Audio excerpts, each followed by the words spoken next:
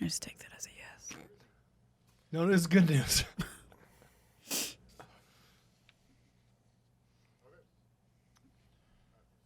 Where is he? 100%. All right. Bryan, you want to... Everything sounds good to me. Hey, sorry. how about a new mat, huh? That sounds good. All right, cool. All right, I guess we'll start dry. Can you reset the clock, Ryan?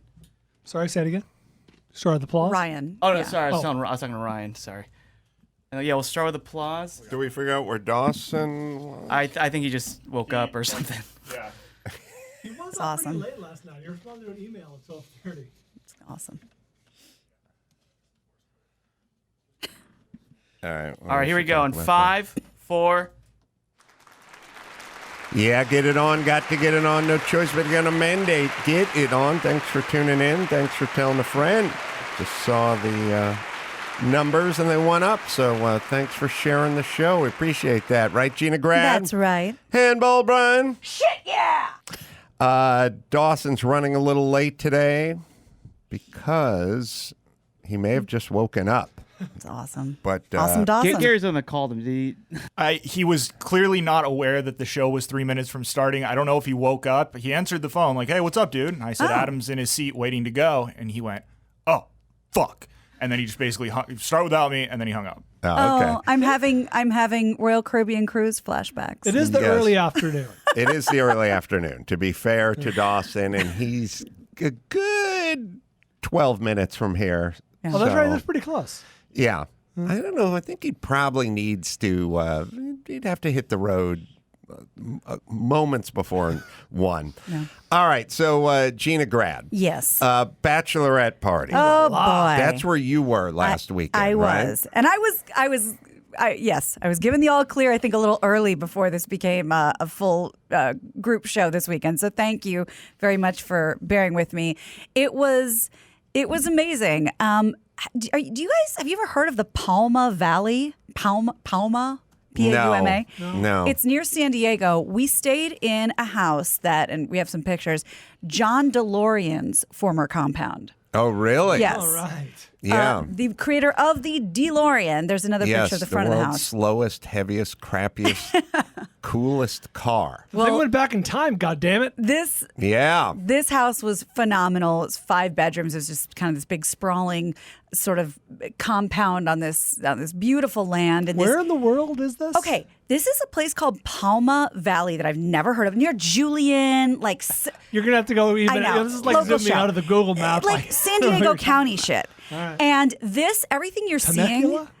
Farther down. Oh, wow. Everything you're seeing, this is an entire gated city. Like this Shangri-La crazy city that's all like one way in, one way out. I don't know how they do wildfires. But it is this beautiful, you go in through the gate, you have to give them your name. There's giant golf courses. It looks like heaven. So there were 10 It's like of us. a big Spanish compound / vineyard, Right. even if it's not a Yes. vineyard, And but that's what it looks like. And it's kind of vineyard country, although Bryan would disagree. Bum wine country. And what do? You just rent the place out for the weekend? We did. Yeah, we Airbnb'd it. And it's this beautiful pool. And the girls just filled the pool with rafts and a life-size, an actual size floating golf cart.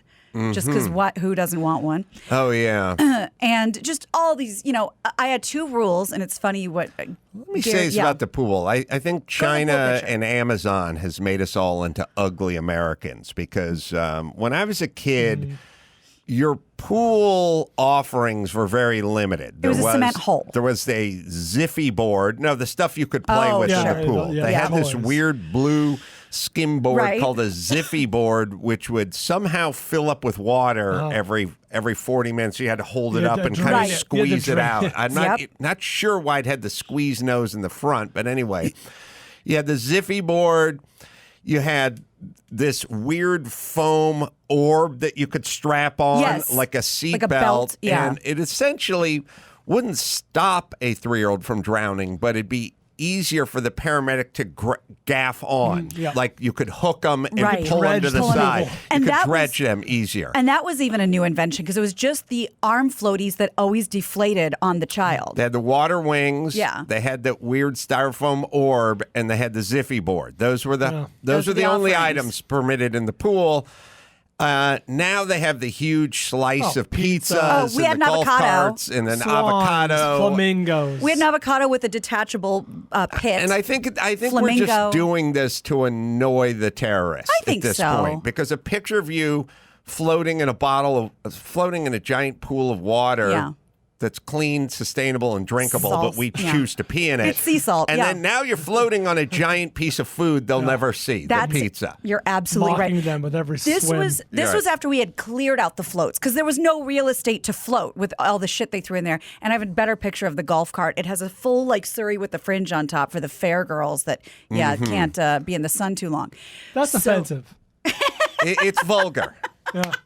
It's ugly. It's an ugly American Well, thing. she's It not is- ugly. It is a beautiful blonde that's Yeah. floating in a golf cart, Yes. an inflatable golf cart. Correct. The symbol of luxury on land now must float. Correct. Yes, Thank that's you. right. Thank you. That's true. So it's very funny that Bryan and Gary are like, oh, like strippers, penis straws, because the one I was projecting. rule I had was no strippers, no penis straws. Specifically, two rules. Thank you.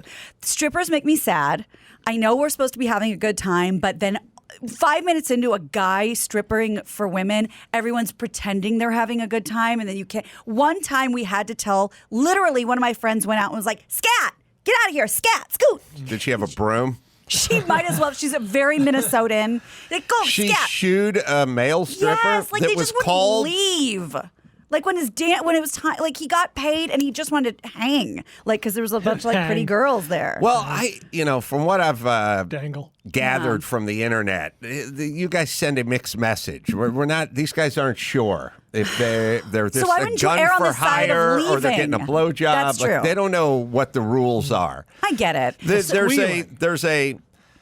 Okay, so with female strippers Yeah. showing up to a bachelor party, there's a set of rules. Right, no touching and But the rules are presided over by the female strippers. Okay. So if in fact they would like to go to the master bedroom with the bachelor Yeah. or whatever, they may. Got But it. that's it. That's they that's are, on their call. Yeah, They are the sheriff. Right. They are in charge of those rules. Right. It's kind of interesting that when a male comes to perform at a female bachelorette party, the customer are now making the rules. That's right. Again, it's Yeah. the females The who make the females. rules. Even when the females are the paying customers, they could decide whether the guy hangs and parties with them Yeah. or if they go off to a room or how much Yeah. touching goes on. Yeah. Because dudes, especially male strippers, they're a pretty lawless group. You know what I mean? They have a lot of scruples and morals. So I think when the woman shows up to the bachelor party, then the guys are trying to kick the tires. Right. Like, you want to See what hang she's out? about. You want a hard You like to seltzer? party? Yeah. Yeah, that kind of thing. But Right. when the male shows up, I don't think he knows when to leave or what the deal is. When Like, she I starts feel- yelling "scat" on the porch With the broom. Yes. Okay. So it's not my thing. It's not. I got all that at home now. I don't. Not into it. So I said, please, no penis. I don't want that basic bitch shit. No offense if anyone else is into it. It's not my thing. So didn't do that, and just kept it classy adjacent. If you find male strippers sad, Gina, we got you covered. Oh, wait. I know where this is going. New system over computer. there. Okay. All right, well, We'll figure it you'll out. tell us when it's time.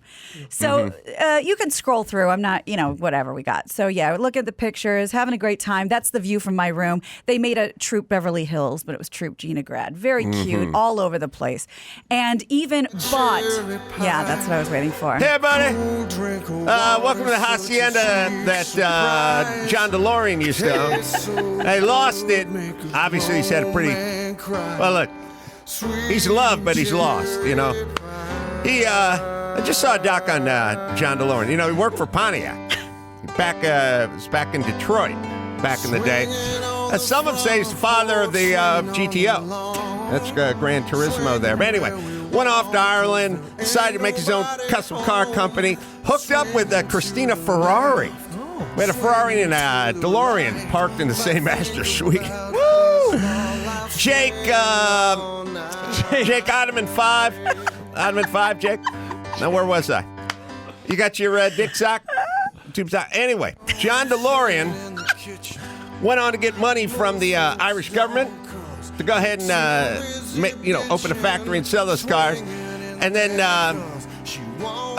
Steve, wet bar. Steve, we need Steve at the wet bar, please. Or we don't. Okay, at the island then. Whatever's in the kitchen there. Whatever they got to stall. So he gets money from the Irish government. He then opens up this thing. He immediately starts losing money, so he has to do a cocaine deal. Selling cocaine to raise money to keep his factory alive. Ends up getting busted because it's a setup by the feds. Don't get me started on narcs. I hope we don't have any narc bitches in this room. So I got to tell you, man, I can smell you. I'll tell you, and I can smell you. I smell those narcs, even she narcs. Dave, let's have you in the entry hall, please. And, stay away from the wooden bowl with the keys in it. Those aren't yours. Just get the dick sock and, I don't know. Let's go counterclockwise this time. Anyway, DeLorean gets set up like a bowling pin by the feds. They filmed the whole thing. I call it entrapment. I've had my run-ins with narcs. And they're lady narcs out there, too. And all just fella narcs. Anyway, this guy gets cuffed and gets perp walked right down there. And next thing you know, he's rotting away in jail. But I'll tell you who really suffered. Wasn't the narcs, wasn't the feds, wasn't the Colombian drug lords who sold him to Bolivian shale. I think it was 7 keys. But it's the hardworking men and women who worked at that factory, who built those DeLoreans. They were the ones who are out of work because of the goddamn narcs. DJ knew an awful lot about cars. Yeah. John DeLorean specifically. Yeah. Jake, couch 4. Jake, love seat 3.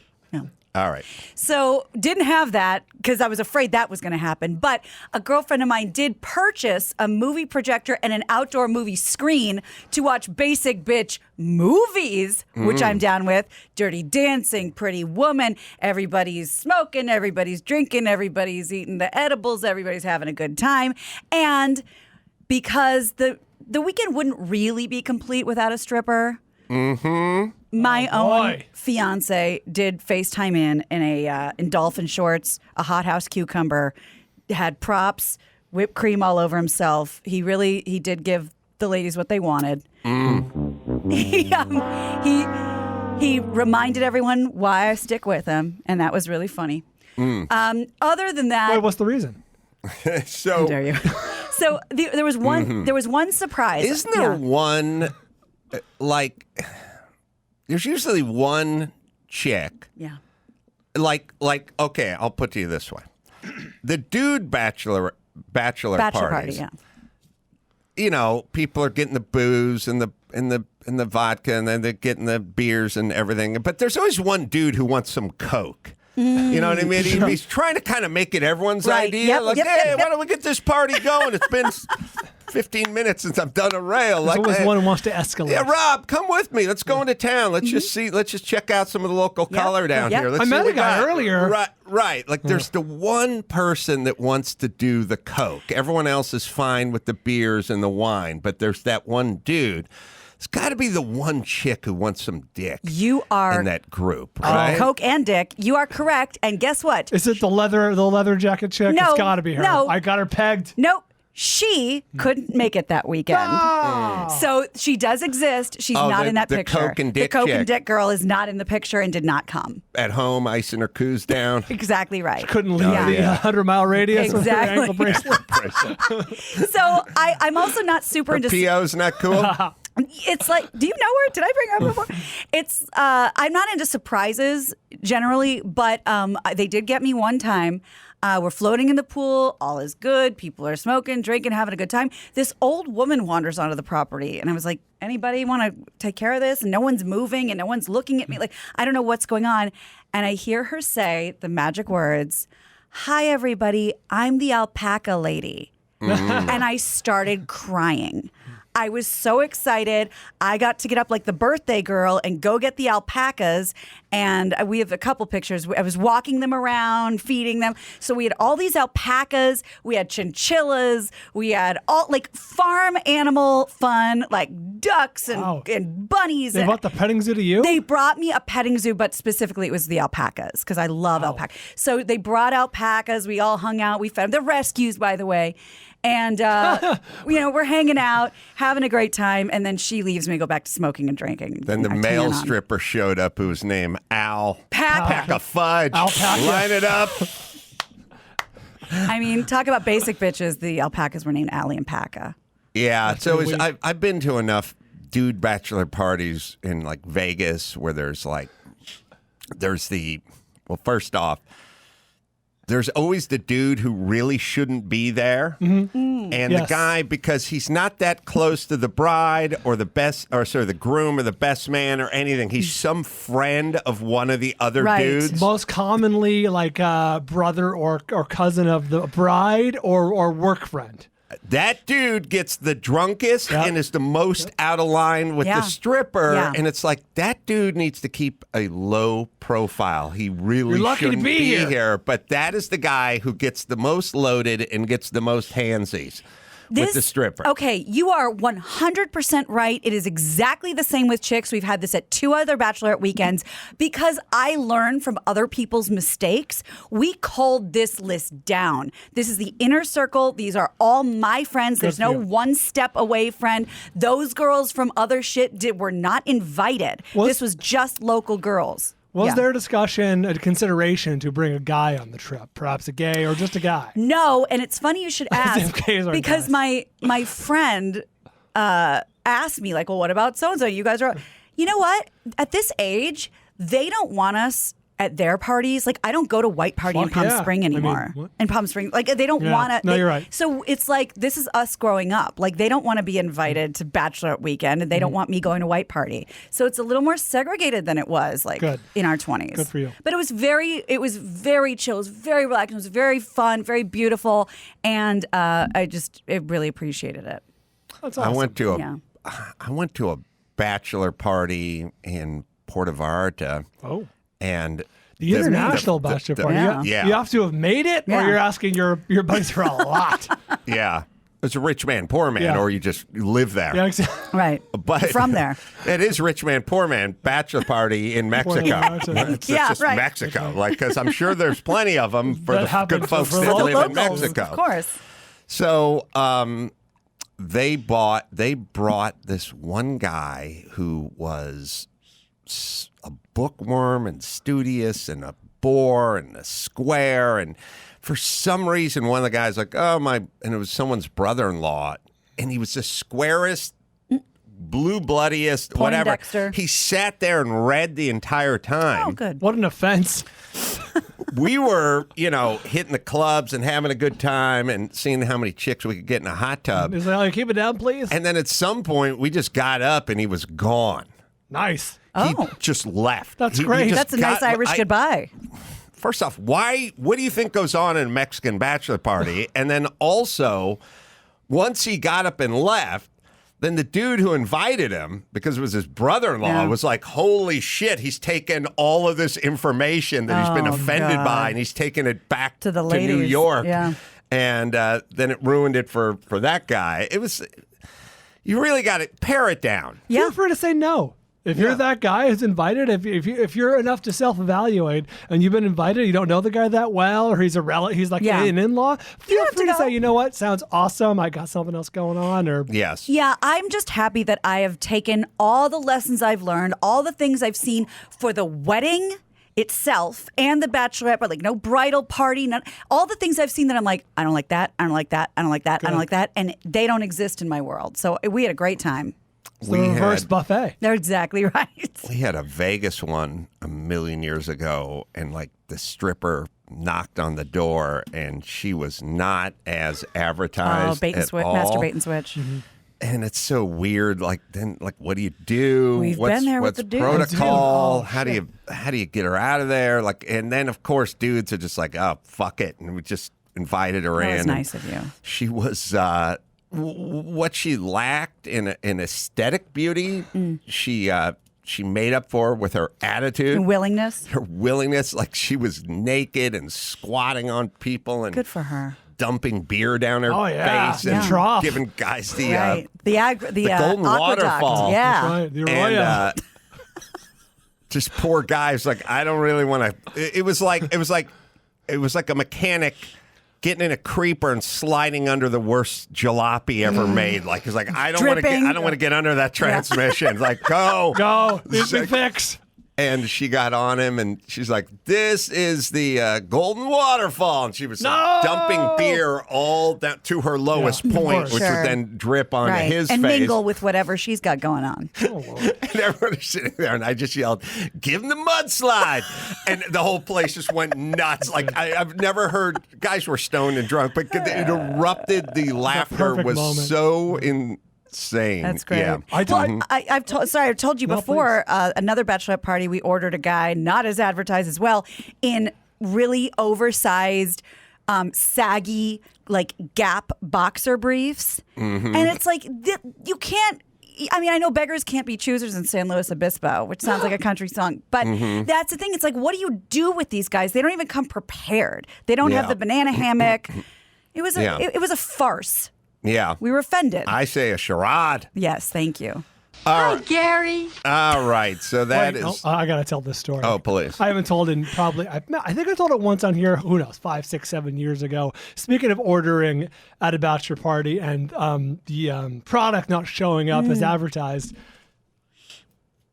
I'm still upset about this. You seem like it. I was on a bachelor party in Las Vegas when I was in my early 20s for 3 friends who were getting married within a month of each other. And they're all good friends from college. Yeah, and they're like, hey, combined. let's just have one big bachelor party. It was like 25 guys, their friends, and whatever, our friends from college. It was great. It was a lot of fun. We're all looking forward to it. One of the friends, he's a good guy. He had idiot friends. He had idiot friends from, let's just say Ohio, because it was Ohio. He had idiot friends from Ohio, and they found each other hilarious. and when they got together at the bachelor party, their hijinks from God knows how many years ensued, and they're like, hey, I got a great idea. We're all going to go up to the room. We had one suite and a bunch of regular rooms, right? We're all going to go up to the suite. We hired a clown. You like did a what? stripper clown? No, Like Harley Quinn? No, a fucking old, decrepit clown. And they're like, isn't that hilarious? I'm like, no, that's not hilarious at all. And they're like, it's going to be great. And who's so this we got for? up to the suite, blindfolded one of the bachelors, their idiot friend, and here comes the fucking clown, this 55-year-old dude looking decrepit and dirty, and they undid the blindfold. It's like, oh, ha, ha, clown. Now there's a fucking clown in our room drinking our beer for the next 30 minutes. And I was like, what are you idiots? And they're like, oh, it's going to be $20 a piece. Like, well, no, I'm 22 years old. I don't have $20 to spend on a fucking clown. You know what people don't? A clown! I listen, I went to the Queen Mary and looked at trannies, as we would call them back then. You know what people don't get?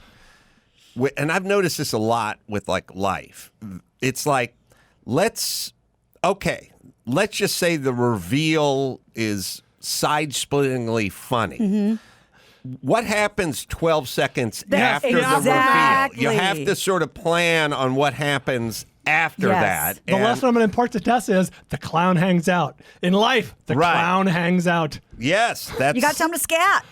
When I was at the Queen Mary looking at the he-she's, it was like, oh, this was super funny when everyone thought they were going to a strip club and ended up at the Queen Mary. That's right. But 10 seconds after our asses hit the fucking bar stool, we're like, now can we get the fuck out of here? Yes. And that's exactly how I feel about the stripper, the male stripper in general. Oh, okay, we're all having a good time. And then you start pretending like you're having a good time. It's all the same thing. Right. The alpacas, on the other hand. Yeah. Oh, my $20 back. It's a twist.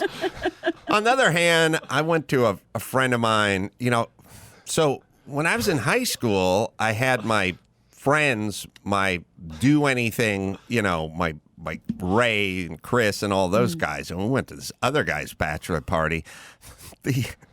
The stripper handcuffed him to like a, dining room chair. Do that. And Do then it. gave everyone a flashlight. And the deal was They sweated him? they shut all the lights, They give the audience the flashlight, then they handcuff the guy with his hands behind him on the dinette chair, and then like she goes to, I don't know what the hell she did with him, but now this guy's handcuffed, and Ray smacks his dick with a flashlight. I mean, Ray goes and conks his dick with a flashlight. This is very promising young women, Bryan. So this is like I'm down. One half of my friends from high school, and then the other half were the Jewish guys who went to Cal and UCLA and, you know, became lawyers and dentists and stuff. And I went to their bachelor party. We went to like a topless joint. We sat there for like 45 minutes. We ended up back in this guy's hotel room. We sat there and drank like room temperature Strohs. And at about 10:15, like everyone just looked at their watch and went like, "Well, Sports Center's going to be on soon. It's time to turn in." And everyone just went home. Like it was the least bachelor. I think there's a sweet spot between getting your dick hit with a flashlight and sitting in a hotel room and calling it a night at 9:30. Like, more Find effort. That sweet spot. Yeah. More effort needs to be put in. Absolutely. Yeah, but you do. You know, we always talk about, you know, mentors and tutelage and reading up on and learning. You learn much more from all the stuff you don't want to happen again. Yes. All your bad experiences 100%. at other people's bachelor and bachelorette parties. Once bitten, twice shy. Let's not do that. 100%. Speaking of sad strippers, and Adam, I told you the story of Anderson's bachelor party, which I went to. The stripper they hired came to the hotel room. She got 99.8% naked. Oh. The one thing she was wearing was an ankle bracelet. Oh. Like a monitor? Bracelet, yeah, like a monitor. I'm relieved. That's awesome. I thought you were going to say tampon. No! That's all I'm relieved. Ankle I'm bracelet. So relieved. But now I still have to think about the tampon. Don't get beer on it. All right. Let's see. Let me hit us. Oh, what do we got here? Let's talk about Simply Safe. Yeah, there you go. Remember the safe, secure feeling as a kid you'd have getting tucked into bed? I don't, but maybe you do. Feeling of security only comes through a human connection. That's why the people at Simply Safe Home Security are so important. Simply Safe has an award-winning system with all the tech you'd expect, but it's the people at Simply Safe that take it to the next level, whether it's a fire, a burglary, a medical emergency, burst pipe, a problem. You can talk to someone at Simply Safe, even if you just need someone to help you get it set up. Simply Safe has a person with the expertise you need 24/7. It is Simply Safe. All right, let's see. We have much to talk about of the trials and travels and tribulations, and Mike's parents chilling with us the whole time. Really? Oh, Mike's parents picked us up at the airport, stayed in the same hotel we were at. Coach Tamarillo? Yep, went to the shows, took us out for barbecue. I mean, they're the cutest couple in the world, and we'll tell you all about that right after this.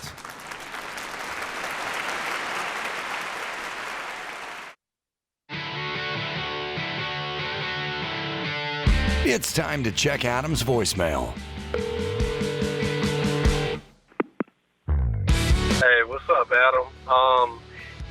Do any of your ex-girlfriends know who or what you became?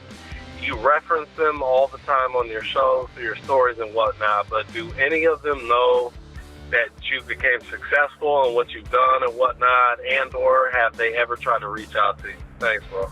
You can leave us a message at 888-634-1744.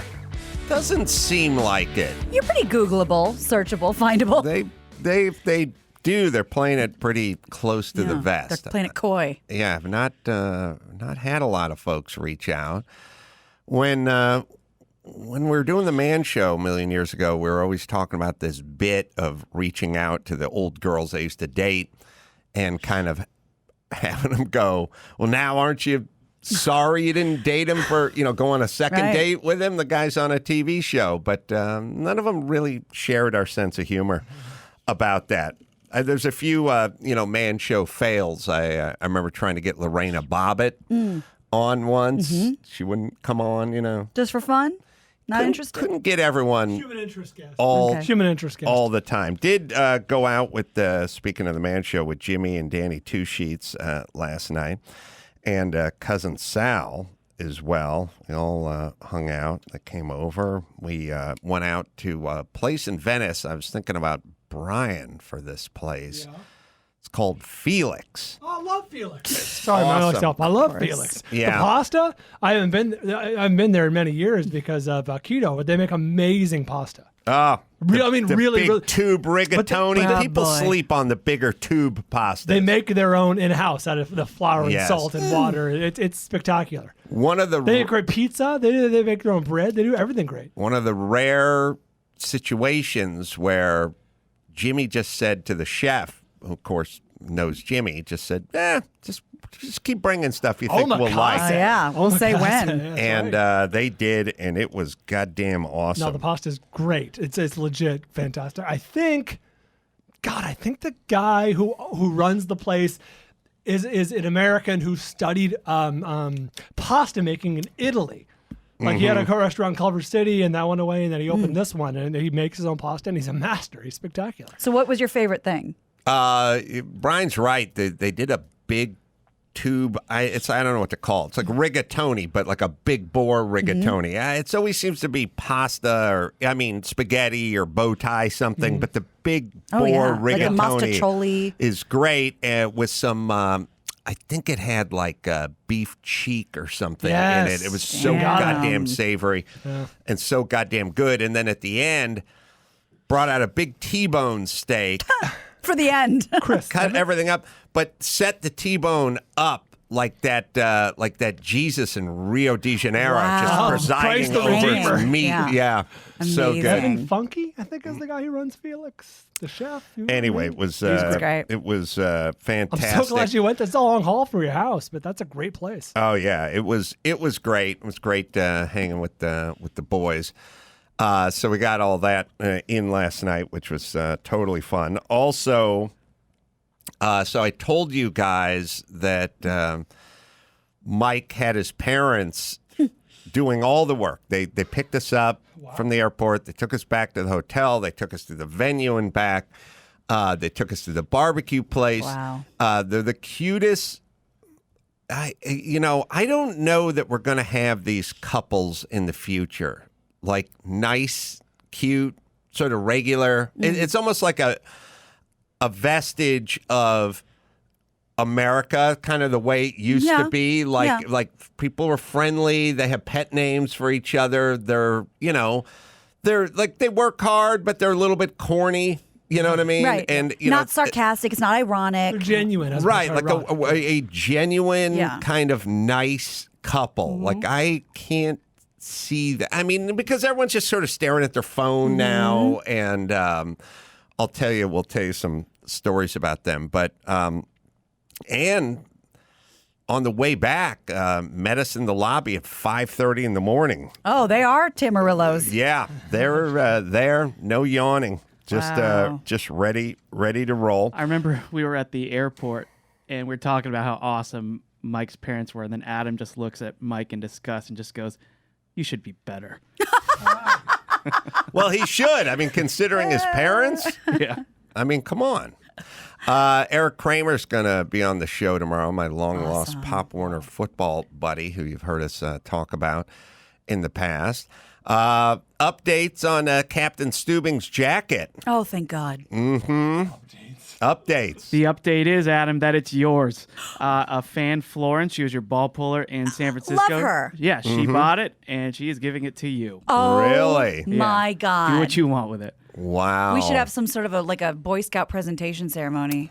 That, getting back to, nostalgia and what we were talking about and like partying and stuff like that. I had a friend. You guys tell me if you've had this friend, but I'm going to bring this back to Captain Stubing's jacket. Good.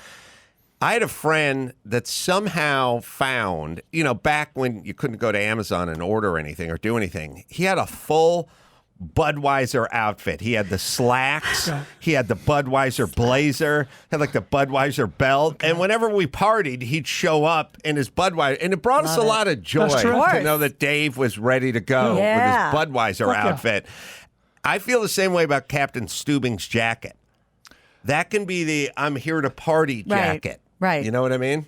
What? We do have a cruise coming up. That's what I'm saying. People are going to confuse you for the real captain. We got the Carolla barbecue coming up. Oh, I mean, smart. You'll be the cruise director. I think this is great. I think the Stubing jacket must be donned. I think that would be amazing. That'd be pretty awesome. Fringe and all. Did we find out what the winning bid was, Chris? It was Not yet. $500 to get started. Get I your don't foot in know. the door. I don't know how it ended. And if it's in fact the hero jacket, that thing should have gone for quite a pretty penny in my world. But we shall see. Yeah, the website just says it's sold. There's no price for how much it's sold for. Chris got yelled at on the airplane on the flight home. What was that story, Chris? Well, remember a few weeks ago when Bryan was talking about he flew, and when they were trying to offer drinks, they had like that. Oh, yeah. That big laminated sheet that says 1, 2, 3, 4. And you just give a number, whatever you want, and only 4 choices. Well, we flew Delta, and they had all the regular choices, so they actually would just ask you what you want, and now you have options. Like coffee is now an option. And I was sitting. I Don't was get sitting, coffee on a yeah, plane. I know. We are back. We are back at least that far. So I'm sitting on the window seat, and they push the card over, and she goes, "What can I get you to drink?" And I just wanted a water, so I said, "Oh, I'll have a water." And then our masks were on. The plane's loud, so she's like, "Oh, I can't hear you. What do you want?" And I said, "Water." And she's shaking her head like she doesn't understand me, pointing at her ear. And then That must be the most commonly ordered thing on the plane. Yeah. And I said, water. And then she takes a Coke and she raises it. And I shake my head, no. So then I pull my mask down to mouth the word water. I'm like, water. And she goes, put your mask back up. Oh, my God. She baited you, man. In roped you. 0.01 seconds, she yelled at me, put my mask back up. We haven't. I didn't find the Delta crew nearly as enthusiastic as when we're flying Alaska to Seattle. That was the most hyped up I've ever seen a crew as far as the masks go, to the point where I thought Mike was going to be asked to leave the plane. But the Delta seemed a little more laid back. Yeah. But about Chris. not so much for you, huh? Yeah, she must not have liked me very much. What was the cocktail sitch? Because I'm taking an equally long flight the other direction in a couple of weeks, and I'd like to enjoy myself. Oh, you're going to Hawaii? That's right. So here's the thing. Here's what I've figured out on the planes. The booze is a little catch as catch can. Not exactly sure. They had in first class. Oh, in coach, I think you could purchase something. It's first off, it's always unclear whether they're charging for the booze drink or not. Sometimes they just don't care. Right. Other times they're super. They get out the thing. Sure. I would recommend. I don't know. I mean, I know you're not going to get a martini on a plane or whatever, but Bourbon or something. get a couple of travelers of whatever it is you like, whatever it is your weapon of choice is. That's certainly on the prepared. table. I was wondering if they were serving, God forbid, I want a little sip of wine or No way to champagne, know. celebrate the occasion. Hard to tell. You didn't partake? Or you had the travelers? I will bring a couple of travelers with me, but Delta would serve you a cocktail. But again, somehow something happened to lemons and limes in first class. We don't do that. Like, we don't have that. Some fan just sent me some powdered lime or whatever. It's not that satisfying, but if you're getting a vodka soda water, you dump it in there. I think it's all just an excuse to not do a bunch of shit, because I don't know what limes have to do with COVID in first class, other than it's one more. They've kind of got, it kind of reminds me, like, once you kind of start going down this path, I mean, people will do that. People kind of do it with their excuses, the people that do an excuse, and the excuse, it should be a little more accurate, but it's just this huge sort of, it's like an RV cover that'll just cover everything. Like they'll go like, oh, I had to go in and get my teeth cleaned this morning, so and it's like, all right, that's from 9 to 10, but now you can't come to work at 2, or like they'll make rock soup out of their excuse, like it's a little bit of something and it's not nothing, but then they just get it to. Yeah, but how does that actually affect the thing we're talking about? The whole COVID thing on the airline has just kind of been like, well, because of COVID. Yeah. What does that have to do with cut up lemons in first class? Well, it's like, well, because. Yeah. In fact, just what we're doing. Lemons are antibacterial, so it'd be good. I would argue that, but it's all the shit they didn't want to do. Right. Now they're not doing it anyway, and because of COVID, they sort of rode this train after 9/11 for a while. No one's going to go, what the fuck? Come on now. Nope. Everyone's Safety. doing their part. Yes. Abundance of caution. Right, it's abundance of caution. They had 2 boxes they offered for lunch in first class. I just denied both boxes. Real quick, yes. I'm going to have a little tease for the news. You're not imagining things when flights are being delayed and canceled right and left, and I have the reason why. Thank God. That's happened to me multiple times. Yep, it happened to my friend last night because they were missing a pilot. He just disappeared. And this is not uncommon, and I'll tell you why. All right. Well, Mike's whole thing was some nefarious thing to make more money for the airlines. But we shall see. Did he bring his box cutter and not use it? No, but Mike did drive with his parents in the car, and he drove slower than he's ever driven. Oh, in his life. my There's God. some Mom reverence and Dad are there. watching. It's still the coach to him. I told him I didn't spill any of my drink on me. That's not a Mike ride. Take a lap. Yeah, we'll tell you. We'll get in a little more detail with that because we got a little road trip story coming your way. First, I'll tell you about Geico. Do you own? Do you rent your home? Well, you do one or the other, and then there is your automotive policy. Get your bundle working with Geico. Take your homeowners or your renters insurance and just bundle it up with your automotive policy. And speaking of that, a little road trip story because we were on the road. We covered quite some ground in North Carolina with Mike's super chatty parents. Again, they were telling us every college we were passing. They were telling us all what industry was everywhere. Private tour. They wouldn't. His mom didn't want me to sit on the hot seat when we came back from barbecue, so she took like a doily and spread it out on the seat. She laid down the cape for you? She What happened to refused to let chivalry? Adam sit. She went full Walter Raleigh. Wow, in Raleigh. For me, in Raleigh. That's right. Are they in, how old would you say they are? They're in their 80s. Wow. And also that kind of thing where she's explaining they have another car, and that car is almost 350,000 miles, and they want to get it up to 500,000 miles. Yeah, proud of that. So running excited to get it to 500,000, and all the stuff my mom would never. If you said to my mom, "How many miles are on your car?" she'd go, "I don't. Why should I know? Who knows?" Ironically, she might have 500,000, but she had no idea. She'd get angry that you asked and then want to know why you wanted. And then at some point, she would feel threatened by it. Right. Then she would just put you off by going, nobody knows. Also, Mike's mom, when we were leaving, she's like, I'm going to write a letter to that barbecue person. And I'm going to send him a note telling him how much we enjoyed. She's also one of these people. Here's another bygone, whatever.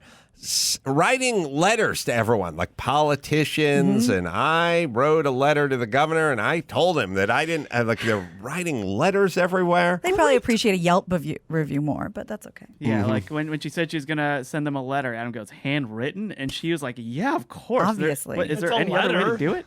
She's proud of her penmanship. Yeah, with her fountain pen. I'm she sure. said she took penmanship classes, and she had to show it off. And that was another thing I was thinking, like, who's going to know cursive and penmanship and all that? Who's ever going to write a handwritten letter? And I don't even send know it to how to the write a barbecue U. guy? Yeah, that's right. So they picked us up. They were down in the lobby at 5:30, waiting for us when we left. Where do they live? Asheville. Wow. And it was always they? Like, it just takes one person to drive a car. They were always together. Oh. She was calling him Dad or something like that. Daddy. She's calling Mike Michael. Oh, my God. He was driving well, like under the speed limit, and not driving this crazy erratic fashion that we know him for. Yeah, he's famous for his signature erratic fashions. Yeah. He was driving normally. Yeah, we always talk about like, oh, the Brady Bunch. That family doesn't exist. Well, they do. I think they do, and it's the August. She sat in the back, and she was given directions. She sat in the back? She was navigating from the back seat. Wow. He was coach. And it was funny, old coach, was like, well, we're going to go over there, eat some barbecue, get our game meal in, like that kind of. Sure, he's always in that mode. Yes, that mode. Did Mike seem different? Was he a different kind of Mike? He drove 27 miles an hour slower on the but was highway. he, a little yes sir, no sir? Was he like nicer? It probably seemed about the same. Maybe just a touch more mellow, but more mellow.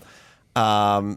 We, at some point on the way to the airport at, 5:45 on Sunday, it was announced, Mike's mom announced that it was their daughter's birthday. And as tradition would have it, we'd have to call her. Yeah. And sing happy birthday to her. Yeah. And, we said, well, it's 5:45 in the morning. And it's Sunday, so East she may Coast. not be standing by the phone. Yeah. And then she said, oh, no, she keeps the phone in the kitchen. And that's where she keeps it, so we can call. But she may not be there. Leave all we want. message. We can leave any message we want. yeah, this is tradition. We have to do it. Yeah. So, we actually have the recording. Yeah, I got the voicemail audio. Get the We can voice. listen to it. All right, here it is. Okay, today's the day, the big B day. We have a choir here to sing you happy birthday. We're heading to the airport in Raleigh, North Carolina with Michael. He's here with Adam, with Chris, with Daddy, and me. And here we go. Happy birthday to you. Happy birthday to you. Happy birthday, dear Raylan. Oh. Happy birthday to you. And many more. Thank God. I guess you can tell I know this it's is coming. 5:58 Eastern Time. Anyway, have a wonderful day, darling. Hang it up. We love you. We miss you. Wrap And it up. hugs and kisses from Mimi and Pat Pat for the boys. Mimi and Papa. Yes. Have a great day. Wrap Hope it you up. got my gift. Let Wrap me it know. up. Oh. She sounds just like Elaine Stritch, by the way. Yeah. Yeah. People remember the Toast of Broadway, Elaine Stritch. I love that you know who I'm talking She was about. all, Mike's mom is like all business too. I love it. She's I just, appreciate that she paced up happy birthday, too. And I was It wasn't hoping drawn out. I was hoping to say Michael and his little friend Adam. well, Michael and his little friend Adam got back to the hotel at about 1 a.m. after the shows and had a couple of pops and went to bed about 1:45 and then woke up at 4:45. So it was not on my list of things to do. Not your driving strongest to happy the birthday. airport, Yeah. but God bless them. Nothing better than that. And like I said, those people used to be all over the place in this country. Oh, yeah. That's what it was. Now it's a bunch of Karens and a bunch of guys marching for, and everyone's angry at everyone else. But Enjoy it while you can. that was it right now, and I'll just put a cap on it by thanking Geico for sponsoring that segment. Go to geico.com today. That is geico.com. Yeah, it was like. It was kind of nice. Like normally, and maybe you guys are this way, but when we go out, we get one meal. The meal is lunch on Saturday because Friday night's kind of shot because there's two shows at the club, and then Saturday night shot because there's two shows at the club, and then it's up crack of dawn on on Sunday and out. Right.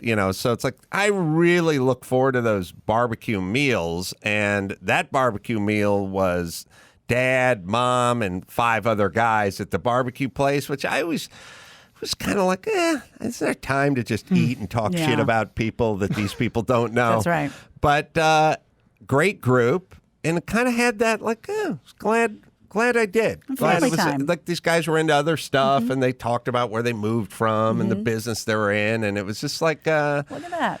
It was just like a nice group of dudes, and Look, Chris with the backwards cap.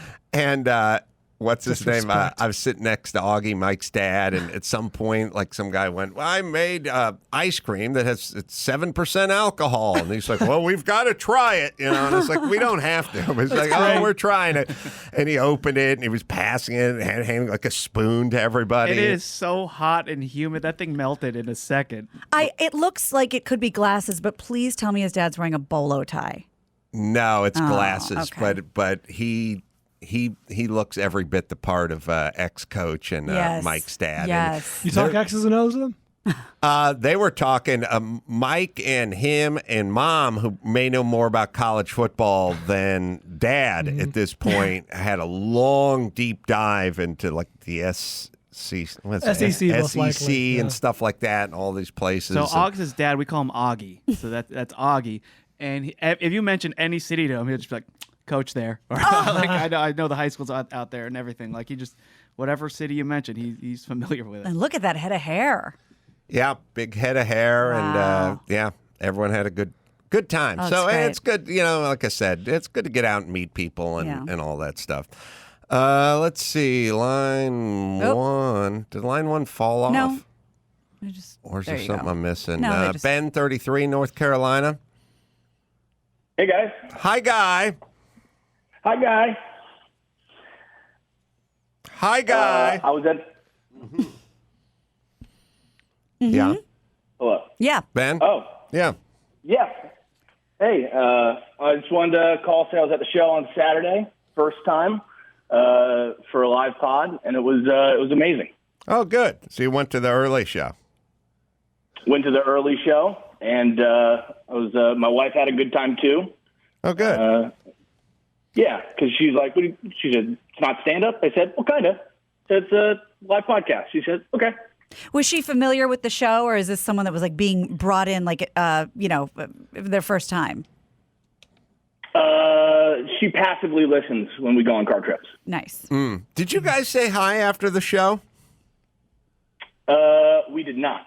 Oh, well, that was another person that dragged somebody else to the show. Well, thanks for coming out, Ben. And it's kind of nice because you do a live show, podcast, early show, and then a stand-up show, the second show. But one of the things I never really anticipated, which is nice little windfalls, like a lot of people are like, "Oh, I'm going to the first show, and then I'm going to come back and see the second I show love that. because it's a different show." Yeah. I know a lot of people who bought tickets to the first show, loved it so much that went around to the box office and bought more just to go. That's the late show. awesome. Well, thanks, Ben, and thanks your wife to your wife for having an open mind. I will. I just hope that someday that you fulfill your dream of getting a haircut at a black barbershop. Yeah, I couldn't pull it off. Aim high. I tried to get a haircut at a black barbershop. They weren't having it? No, as a matter of fact, There's got to be one unlocking you. Oh. comical. I don't know if you guys are like me. Haircuts for me is like pizza. When you think about pizza and you want pizza, and then it just is. Now you need Right. pizza. That's nothing else will do. Once I think I got to get my hair cut, then if I go wait at the black barbershop in North Carolina before the early show and I can't get my hair cut, when I got back, I was like, I get my Right. hair cut. Oh, I got my hair cut at the whitest barbershop at a mall in Malibu. Oh, God. wow. So I tried. You went to the ends of the earth. Yeah. It did not work. I imagine the bedside manner was a little different. Conversations were a little different. I guess, yeah. This was, a lot of discussion on scissors versus clippers. Far apart spiritually, far apart geographically. Yeah. Huh? Let's see. Let's talk to Rich, 57 from Memphis. Rich? Hey, Adam. Hey, crew. Hey, by the way, Adam, next time you're in Memphis, I'll take you to one of the best barbers in town, Antonio Jones. Antonio I like Jones. that. Malibu exactly right. barber to the stars. You want a good barbershop experience, you'll get one. Hey, listen, my question to you guys, and I'm curious about this because, given the NBA playoffs are in the tank right now. The ratings are in the tank. And, you look at LeBron's new movie, Space Jam, in the tank. Some of the cable news and the award shows are kind of in the tank. Are ratings as important as they were 5 years ago or when I was coming up? Or are all of these shows and the NBA, et cetera, are they also subsidized by big business and other deep pockets that the ratings really don't matter anymore and they don't keep their eye on them like we once did? I can tell you that, obviously, Johnny Carson would do a 26 share every night, and it's not that anymore. Everything's been broken off and spread out. But it's kind of interesting in that if you're the NBA, and you're talking about, political stuff. Like, so if you're the NBA and you go, we're going to be down with the cause, then you might know that might hurt ratings. Like it might, there's been more than one study where people are sort of tired of being preached at sporting events, and they didn't want to see Black Lives Matter written on the hardwood or whatever it is. But there's also studies that say that the corporate world kind of loves it, and people gravitate toward corporations that have, they have skin in the game or whatever. So the viewership could be lower for the NBA because they get a little preachy politically, but Nike is preachy politically, and that seems to help Nike, and people are attracted to Nike. So maybe it is a little less interest in the actual numbers of people watching and a little more corporate leaning. I don't know. Well, and wasn't that part of the NBA, like I think spearheaded by LeBron, but coming back during the pandemic and with the bubble, like wasn't it like they're part of their demands? Like you have to paint Black Lives Matter on the court. We can wear, messages on our jerseys. Like that was part of them even playing.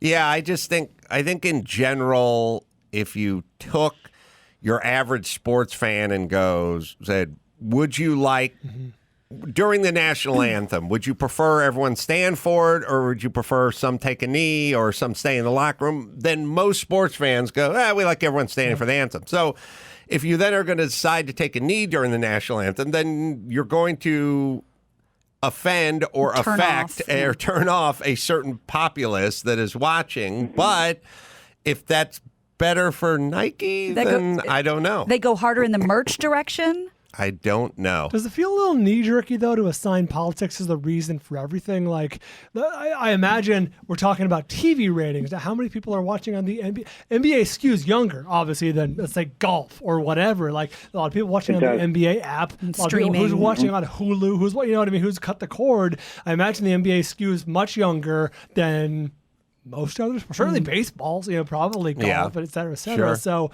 I don't know. Are ratings really down? TV ratings obviously are. Is viewership down? I don't know. I mean, that's also a couple of smaller market teams. That's another. Not the Lakers playing the Nets or There's whatever. There's a general interest. No one can name most of the any player on those two teams. Also, it can also just be everything. It can be partially being preached at. It can be cable cutters, could be, it's a conglomeration, as most things are. Most things are sort of everything. But, the way you would have to kind of do it, nothing's apples to apples, but you'd have to kind of go, what sports did they do the least of this in, and what sports did they do the most of it in, and how did that affect the ratings on those sports? So that's the closest you can get to a control group is like, are baseball ratings down? Because that skews a little bit older, probably a little more conservative. I don't know. There's been a lot of kneeling in baseball. I don't think there has been. You can't really do golf because that's an older viewership, and they're going to watch on TV as opposed to an app. You know what I'm saying? Mm-hmm. Shouldn't they? My understanding is the NFL is going to go really hard into this in the fall, and we're going to see multiple national anthems and things like that. So evidently, they're not too concerned about it. Well, they seem concerned in another direction. It's all about the dollar. Speaking of which, the ultimate measure would be I read a story about this. Is how much the NFL is charging for ads in the Super Bowl still going up? I imagine it is. And you could find that out. Yeah, and if it is, then that's the bottom line. They don't give a shit about the ratings. Right. Like they can still charge for the Super Bowl ads. That's all they care about.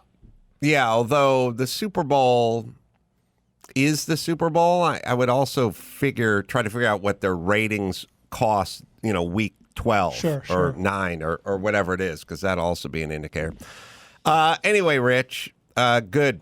I can't wait for football season to start. It's almost here. Me Hard neither. Knocks is coming up. Yeah. Oh, when does Hard Knocks start? Because I feel like we got the shaft last year. Typically August. So in a few the Dallas Cowboys. Oh, interesting. Tara. Or Did Tara? you say that right? God damn it. The phonetical spelling is not helping. Not really. Tar. T-A-R. I would say that says Tara. Yeah. Whatever you want to call it. Tara? Yes. You go by Tara? It's whatever you want to call me. I know. What do your friends What call do you go by? Tara. All right. So Tara. Yeah. I would never correct anyone. I think I like that's that. All right. You want to pull some balls in Chicago? weird. Yeah, I just bought 2 tickets as I was on hold. She's getting in nice. early. Yeah. Thanks. And yeah. what's the occasion? You're calling from Connecticut and you're going to Chicago? So my friend and her boyfriend just moved to Chicago about a year ago, and I've been trying to make plans to see them because I've never been before. And so I saw that you guys are doing a show, and I said, perfect, I'm coming, and I'm making you come with me. That's going to be awesome. And hopefully I'll get on stage. All right. Well, we'll put you in as an early entry, and since we're only doing the one show, I think of doing a stand-up show there. You're Tough in. competition. You're locked off. You did it. I'm locked in. You're locked Right? in. I got Sorry. it? Yes. Yeah. Thanks, Star from Connecticut. We'll Thank say you. hi. Well, what do? You do something interesting? I'm an operating room registered nurse. Oh, you've seen some things. Wow. Yeah, it's kind of interesting. The last guy we had was a radio tech. Yeah, I mean, it's kind of interesting. Get a lot of professionals in that crowd. Thanks, Tara. Mm-hmm. Stand by. Thank you. We'll Do I see- stay on the phone? Yeah, stand we'll by. put you on hold. We'll see you in Chicago. All right, Brad Thor, New York Times bestselling author, and this guy's been on this show a few times, sold over 15 million books. He's got a new book coming out. Talk to him about special ops and all that good stuff. We'll do that right after this. Adam Carolla's I'm Your Emotional Support Animal, navigating our all-woke, no-joke culture, has over 1,000 5-star reviews on Amazon. Here's one. I must admit that ordering the book after hearing Mr. Carolla say this my friend publisher of World Touch, I was curious, and it was so the probably so glad and read it. Dude, solid. You gotta read the book. Pick up I'm Your Emotional Support Animal, navigating our all-woke, no-joke culture, and leave your 5-star review on Amazon. Get all the links at adamcarolla.com. Brad Thor's back on the show, New York Times best-selling author, latest offering, Black Ice. It's available now on Amazon, and we'll get into that. Good to see you, Brad. Nice to see you, Ace. Thanks for having me back. It is my pleasure. The books, I mean, I know you shadow a lot of the Special Forces guys, and you've been to all the hot spots, or many hot spots around the world. What hot spots have you been to? Only Afghanistan. Oh, that's it? Wow. Yeah. All right, well, let's bring this home. We're gonna wrap it Thanks up. for coming. It was nice having you, Brad. Yeah. And how does one shadow like a Special Forces unit, and how does one do that without getting shot? I mean, without having the bad guys think you're just involved with the Special Forces unit. Well, the first thing is you only go to places you've been invited. That's number one. You don't sneak up on anybody. This was not something where they were kicking in doors and shooting bad guys in the face. This was intelligence gathering and developing human networks. It was the intelligence side of stuff, not the Special Forces side of stuff. So, we heard gunfire. None was directed at us. It was best fried chicken I ever had was in Jalalabad, believe it or not. And it was a good trip, and it was cool because this code, if you saw the movie Lone Survivor with Marcus Luttrell, where that Afghan man protects him and takes him to the village and they fight on his behalf. That's their code of honor called the Pashtunwali, where if you're invited into the village, they will fight to the death to protect you. I mean, try, breaking down on the 405 and getting somebody to help you change a tire. Right. I mean, these guys will fight to the death for you. So we only went to places where the team that I was with had relationships and the village elders had invited us in. We were talking, I think, last time about a small group of people like yourself who have been contacted by our government to use your creative mind to sort of dream up terrorist scenarios. I think historically they've used creatives in the past to sort of come up with stuff that they thought, maybe even on 9/11, maybe there were some authors or some Hollywood types or some creatives who basically said flying the plane into the tower, that's the way to do it, or that might be the way to do it. I don't know if they listened or not, but is that a regular thing? Does it seem to come up? Does it vary from administration to administration? Like, how does that process work? So what I was part of was something called the Analytic Red Cell Unit, and it was stood up at the Department of Homeland Security shortly after 9/11, because that's when DHS was put together. Clancy had done a book where some pilot kamikazed an airplane into a joint session of Congress. And so that idea had kind of been kicking around out there. But after 9/11, before the 9/11 Commission report ever came out, the government realized Al-Qaeda was successful because of a failure of imagination on our part. So they stood up the Analytic Red Cell Unit, asked creative thinkers from outside DC like me, Michael Bay, the Transformers director, and a bunch of other creative folks to come in and help them stay 4 to 5 steps ahead of the bad guys. So in the program, you still get called every once in a while. People get called in different frequencies. I think sometimes it feels like you're being handed pieces of information. They're trying to put together a puzzle kind of in the dark without a box, without the lid. If you had this, or if one roller skate showed up in Jakarta and the key showed up in Berlin, it's this weird kind of a exercise sometimes they'll put you through, and you have to wonder, are you actually helping them assemble bits of intelligence that they've gathered that they can't make sense of? Yeah, it sounds it's fascinating. Also sounds like a pretty good place to network. Because, Michael Bay. I call it the Las Vegas of government programs, because what happens in the red cell stays in the red cell. You can network in there, and you do meet a lot of the alphabets in the soup. So you've got all of these 3-letter agencies in there. But my dad's a Marine, no longer active. And it's an honor for me to have been asked to serve my country, not by picking up a rifle, but by using the gray matter between my ears to help dream up scenarios that'll hopefully keep Americans and American interests safe, at home and abroad. What about doing features out of your books? I'm sure that's been done quite a bit. Options got to be the best is the option, right? That's we mailbox talk money. About that? That's mailbox money until it doesn't get made. There's a change of executives and they decide to wipe the slate clean. For a town like LA, like Hollywood, which is filled with so many beautiful people, I have kissed every frog in that town. I could write a book all about the twists and turns of Hollywood. But we've got a deal right now at a studio, and we are waiting for the final players to sign their agreements in the studio to make the announcement. And somebody who works with me said every single option that never materialized into a film, he said all of it's worth it to get to where we are now with the people we've got. I wish I could say who the names are, but the executive producer came to me and said, you could pick your director. I'm like, are you serious? He goes, yeah, here's who I like. Who do you like? And I gave him the best action director, my favorite guy. And he's like, boom, I'll get it done. And he did. Best screenwriter. I got everything I wanted. So I'm thrilled, but until I'm sitting in the theater with a bucket of popcorn, and my huge Coke, I'm not gonna believe it, because I've just been great guys. I love the people on the team, but it's just, I've been at this game for 2 decades now, and we've been through so many options that I'll believe it when I see it, kind of a thing. But this is a great team. We've never been as close as we are now. Well, you don't have to tell us the name of the director. Just tell us the name of a few movies he's directed, and then Bryan can do the math. If we can guess it in one guess, you have to say yes. It's kind of interesting, because I never really thought about it, but I've had some option-oriented stuff as well. It's the longest slog in the world, and it's so exciting the day you find out, but it never really.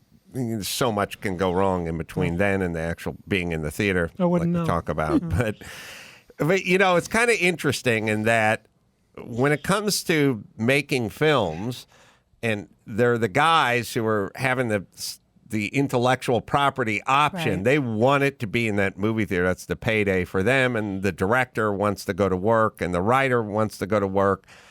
And then there's a whole bunch of other guys who get paid either way. Like, they're just in there spinning plates. Sure. They're going to another meeting. They're talking about Paycheck's another option. Cash either way. They don't need you to bring it home that badly. And I would say most of the people in the room, it's sort of like, it's like saying, wouldn't you like this park to be litter free? And it's like, well, not for the guy who gets paid to pick up the litter. He kind of likes that people are throwing their wrappers out. He stays busy, Right. And we've even talked about how it's a safer bet to say no. So if that's your job, that you hit the honeypot. But it kind of Who greenlit this piece of shit? Right. It seems like there's more people getting paid to sort of pedal in place than there are to actually have that thing show up in a movie theater. And the good thing, Ace, for us is that the people that we've aligned with, the director, the executive producer, these are all people with smash successful projects. And the studio is saying, what do you want to do next? And they all came together and they said, we want to do Brad Thor's books next. So that's the one thing that we have not had before, where there's been this much star power behind the deal. So, but you're right. And Gina's right too. The easiest thing to say in Hollywood is no, and you hear it all the time. It's part of the business. So that's why you got to keep, rise and grind every single day and make it happen. So if the first one comes out and the first one's a success, then you get into the whole series, right? Yeah, that's what we're hoping. So what's been thrown around on our side is this is a really big budget thing. These guys want to give Bond a run for its money the same way, and even better than the Bourne Identity did with Matt Damon. So that's the idea here, is that we become a massive franchise that can compete on that level globally. Yeah, it seems like... Don't say anything bad about the Chinese during this podcast, please. Trying to think what is... Bryan's probably knows I've been thinking about it for the last 5 minutes. The trends of like smaller boutique movies, big. I'm always trying to connect things. I feel like in our society, we're kind of in this weird spot with films and with food, in that you go to the airport and there's a Chick-fil-A and there's a line of 40 people waiting at Chick-fil-A. Yes. And then everyone also wants to recommend their little spot, kind of mon pa. So we like kind of the really one of one kind of boutique stuff. And then we want Jersey Mike's. The Felixes of the world. Right. The aforementioned restaurant. Right. So is it going that way with movies? 100%. And that we want huge franchises and one-off? You're probably aware of this. Brad, you might be aware of this too. They call it the death of the mid-budget or the mid-level budget. Like, you have micro budgets, which now means like under $10 million, $5, $6, $7 million movie. The aforementioned one with the stripper at the end and the girl on Promising Young Woman. Yeah, that's a perfect example. But then then you go Marvel, and you go the aforementioned Bond, and you'll go with Mission Impossible, which has bitten into a lot of Bond's business, or at least their business model. Mm-hmm. Yeah, so and that's how we sold it. Bryan's right. We sold this as you're buying. I've got 20 books. So it's a lifetime of movies and spin-off characters and all this kind of stuff. So we sold it basically as you're buying the Marvel universe. When you buy all 21, actually it's 21 books, Brad Thor books, you're getting this universe. So there's unlimited potential for TV and streaming and all that kind of stuff. So Bryan's you're correct. There is that death of the mid-budget picture. I don't know, Brad, I've done it on my business, but if you're selling it to Paramount, for example, that's attractive to them because they have Paramount Plus properties now. They can make a spin-off TV show or a limited series. So Brad, how does Bryan was mentioning off the air that you guys had the same professor, screenwriting or Creative writing. No, creative writing. So, Creative writing. TC? If you'll indulge me for a second, yeah, Brad. So USC. you and I both studied under T.C. Boyle. I don't know about your experience. The best professor I ever had at USC. I took his class twice, and I too. I wrote one book, and in the book I talked about my biggest regrets, like in my life. One of them is not taking T.C. Boyle's advanced writing class. He personally invited me to take the class, but I was a senior and I was leaving school, and he was like, "Oh, it's too bad." I'm like, "It is too bad because that would have been friggin' awesome." Can you talk about your experience with him?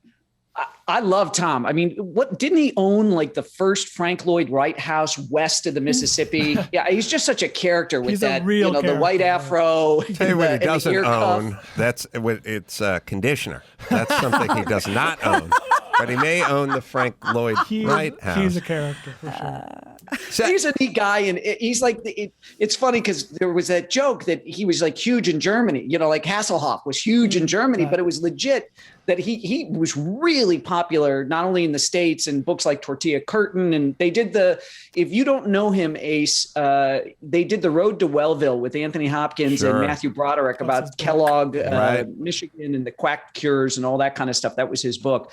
But a neat guy. I learned a ton. I will say this, that if I ever go back in my old age and teach there, what I'd love to teach is the business of writing, because we got to learn about the art of writing. Nobody taught me how to read a royalty statement, how to get an agent. There's all this stuff. And I don't know how many successful writers the program turns out. Just you and me. I loved it. Yeah, that's it. That's it then. Well, how did you decide on this? I mean, you must have wanted, you probably had some realistic career idea when you were younger. I mean, writing novels, it just doesn't feel like a high percentage job. No.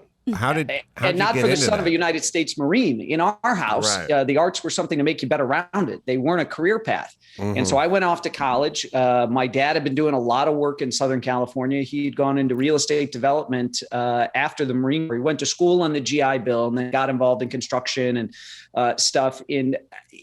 I went to USC where Bryan went, and I went there to learn business. I was going to take over the family business, and I hated studying business. I'd always wanted to be a writer since I was a little boy. So I switched my major, didn't tell my dad. He figured it out. 1 or 2 report cards was all it took for him to figure it out, but he rolled with it for undergrad. And then I said, I don't know if you know where Erewhon Foods is in LA, that's over behind the Grove. By the Grove, I leased apartments there while I went to USC and saved my money so I could go to, I was going to do something no American had ever done after I graduated. I was going to go to Paris and write a novel. Had never been done. I was going to be the first guy. Oh, good idea. Yeah, pretty cool, pretty original.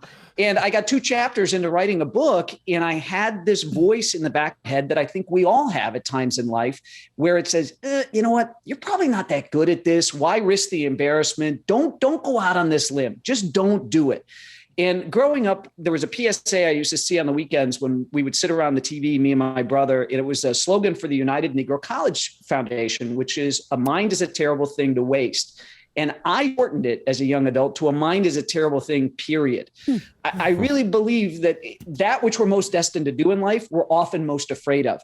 So I shipped my laptop back home, took all that money I'd saved working during college, and I traveled around Europe.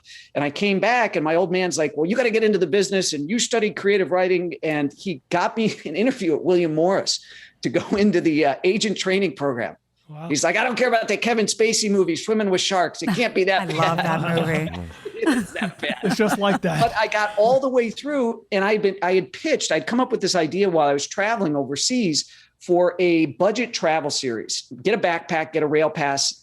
I met kids overseas when I was working in a bar in Greece. This wasn't part of my Chicago experience where your parents bought you a rail pass and you traveled, or you were an Australian that took 2 years to travel around the world. And so I thought, this would make a cool TV show. And I pitched public television, and I worked it up, and I didn't have any experience. My old man said, LA is full of freelancers. Find the best freelancers you can, draw them up on a piece of paper. He said, nobody's born with a beard. He said, you need to construct your beard. And then anybody who asks you about your experience, say, well, look at my director, look at my cameraman, just immediately pay attention. So I pitched public television and they really liked the idea. And I was coming up on my last interview at William Morris to go into the training program. And it was with the head of their TV department, a guy named Bob Cristani. And he gave me a great piece of advice. He said, Brad, you're obviously artistic at heart. You'd probably do okay here in the agent training program, but you've got this deal with public television. He said, grab it with both hands. Grab it, go, have a good time. I would tell you this as your agent. I'm telling you this as just somebody who's interviewing you. Go do it. And it was a fantastic piece of advice. I ran away from being a novelist. I did a nationwide show on public television for a couple of years. And then on my honeymoon, my wife looked at me and she said, what would you regret on your deathbed never having done? And before I could grab the words out of the Sorry. Well, 68. That's, you know what a 68 is. So that's, you know that one, right? No, that's where you do me and I owe you one. Oh, I like that. That's a good one. So anyway, before I could take it back, I said writing a book and getting it published. And so my beautiful wife said, fine, when we get home, you need to start taking 2 hours a day, protected time, and make that happen. And I did. And that was my first novel, The Lions of Lucerne. And also on the honeymoon, we shared an overnight train compartment with a lovely brother and sister from Atlanta, Georgia. They were big fans of my TV show. We talked books all night. And when we got to the train station in the morning, she said, you're going to go home and make more of your TV show, Traveling Light? And I said, actually, because I thought the more I talked about my goal, the realer it would become, I said, I'm going to write a book. And we went to exchange business cards, and she was a sales rep for Simon & Schuster. She said, if you write that book, I want to read it. And if I can help you, I will. And I've been with Simon & Schuster ever since, all 21 novels. Wow. You know, it's interesting. I always kind of talk about this because everyone always talks about the haves and the have-nots, and they always talk about money. But I always try to explain to them, it's not really about money. It's about concern and advice and people in your life saying, here's what you need to do, or I can help you do this. It's not about giving you money. It's about giving you good advice and opportunity, and then you can go off and hopefully that'll translate into money. But you had a lot of people in your life like saying, you know, here's what you should do, or here's what you've got to do, which is good. Although I've told a million people, like, here's what you need to do. And they're like, fuck you, old man. I know what I'm doing. You're the boss of me.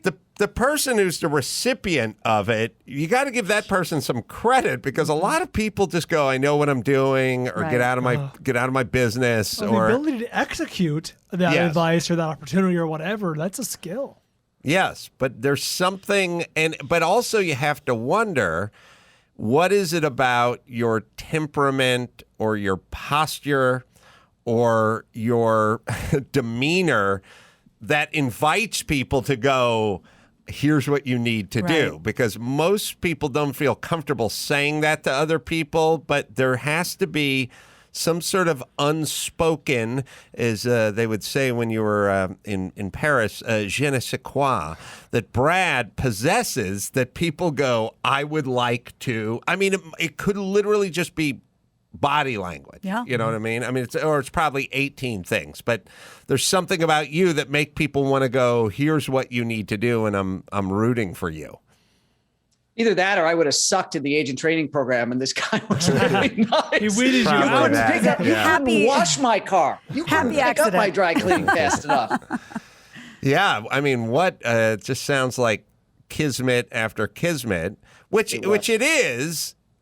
But what no one ever understands is you were on that train and you were pursuing this, and you know the one thing leads to another, famously. But I mean, you had to start down that path, otherwise there is no kismet with the book agent.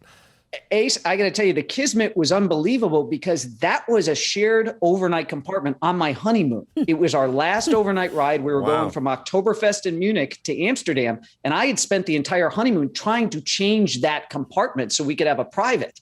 Yeah, and I couldn't. And my wife's like, you got to let this go. So when we exchanged the business cards the next morning, it's raining in Amsterdam. When we arrive, there's no cabs. We have to drag our bags to the little hotel not far from the station, and the room's not ready. And the manager says, I'm so sorry. He said, there's a cafe around the corner. Why don't you go get a sandwich? When you come back, the room will be ready. I'm a Chicago guy and I'm a cynic at heart. And I was like, I bet the rooms are never ready. It's probably his brother-in-law's cafe around the corner, right? And this is where he sends everybody for 20 minutes to spend a few bucks. But we sit down, and my wife's like Louis L'Amour, the famous Western author. She's always got a paperback going. I had nothing. I look around and I grab an English language newspaper and I'm flipping through it. And as a travel show host, I had loved going to Lucerne, Switzerland, and seeing the lion monument there that was carved as a dedication to the 700 plus Swiss Guard who died in the French Revolution, protecting King Louis and Marie Antoinette. And I always loved the sound, the Lion of Lucerne. And I had told myself, before I'd ever told my wife I wanted to write a book, I said, if I ever write a novel, I'm going to call it The Lions of Lucerne. I don't know what it'll have to do with Switzerland, whatever. Fast forward a couple of years later, sitting in that cafe with the card from the Simon & Schuster person in my pocket, I pick up this paper, I'm flipping through, and I'm like, okay. And I find this little intelligence brief that's talking about a real life Swiss intelligence officer who embezzled all this money from the Swiss army and was training his own shadow militia high in the Alps with high-tech weapons from his own private arsenal. I said, that's the Lions of Lucerne. That's the book I'm going to write. So the kismet it was like dominoes. Once I committed that I was going to write the book, it just went bang, bang, bang, bang, bang, bang, bang, bang, bang. But it did. But I'm getting goosebumps as you say that. But it's like you have to wonder how many moments in our lives, how many moments in our days do we have that we didn't even realize? It didn't even register. So you're staying open. Your mind is constantly, a 360 as opposed to whatever's right in front of you. So for me, that's the takeaway. What did I miss? Well, I don't want to miss any more. Yeah. How many opportunities do you walk by and you don't realize this stuff is being thrown right at you? And I have no idea. For years, I wanted to be an author. And it wasn't until my wife asked me that question. And here I am. I mean, I'm sure Bryan and Ace can relate. You can't look at the woman you just married and say, yeah, but I'm a chicken. That's my biggest desire in life, but I don't have the guts to go do it. Right. So it was a good, solid push. It wasn't meant as anything nagging or pushing, but it was great support. And at that point it was like Cortez burning the ships. I couldn't turn back. I was committed now that I admitted it. Well, this woman, between saying it's all good if we share this train car with a couple and saying you need to get home and you need to realize your dream, she sounds like a keeper. She is. She's amazing. I always wanted to marry Meg Ryan, and I did much, much better. Yeah, Meg's had some bad work done, I think. You're doing all right. You're doing a bit of a stumble. You're doing all right. So for you is the process. Let's get into the process for just 1 second. How much of your story is kind of shaped like I know guys who write novels. I know guys who write movies and TV and stuff. And they just look through the newspaper and they see all these stories, And one I brought up before with my friend Nick Santora, who's written a bunch of TV movies and books and stuff like that. He was just like reading the newspaper and it's like, oh, there's a guy who trains white collar guys who are going to prison. It's a real story, And then he thought, oh, that's a good story. That sounds like a good story right there for a movie. How much of you and what you do is watching the news, reading the newspaper, Lions of Lucerne, or things like that? It's huge. So I read not actual physical newspaper. I love that gag on the Daily Show where one of the guys was asking a journalist, why do you call it the newspaper if all of it happened yesterday? So I subscribe and I'm on several different websites. But yeah, I get great ideas that way. And the other way I get great ideas is I buy a lot of pitchers of beer for guys in the military, the intelligence world, steak dinners. And there's two questions I like to ask. Number one, what keeps you up at night? And number two, what do you think we're not hearing enough about in the press? What is it that's an area of concern that you think that if more Americans were paying attention, it would get more attention, whether it's from CIA or the State Department or the White House or Congress, whatever. So that's how I like to really get my real life ideas. And I call what I do faction, where you don't know where the facts end and the fiction begins. So there's a lot of detail in there. I'm sure Stephen King, it's hard to write his books, but he gets to invent all the rules, right? There's no boundaries to what he can do. You put the cat in the ground and the cat comes back. Yeah, I can't do that. I have to use the tactics and the equipment that the SEALs use or Delta Force or whatever. But it's the best job in the world. And I'm really lucky. And I constantly thank my readers because they're my bosses. So it's not the publishing company I work for, it's the readers. And when they leave those 5 stars, that's my annual performance review. So Midwesterner, son of a Marine, and a flight attendant, they've always said, you show up every day at work as if it's your first day. And if you don't work hard enough, it could be your last day. So I always want the readers happy. So I'm constantly tweaking and trying to get better in the off season. And I don't even know if the readers notice it, but I notice it, and I will never phone it in. I'm always raising the bar. My job has gotten harder and harder every single year, but they love the books. And that for me is all that matters. Well, the book is called Black Ice. It's available now on Amazon, and you can follow Brad on Twitter, by the way, at Brad Thor. That's just Thor as well.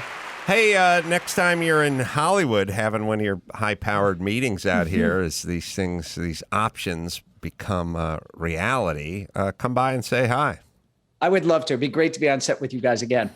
Thanks, Brad Thor. Appreciate it. All right, let me tell you guys about Tommy John. This summer, soak up the sun, not the sweat. Tommy John, cool cotton fabric, 2 to 3 times cooler than regular cotton.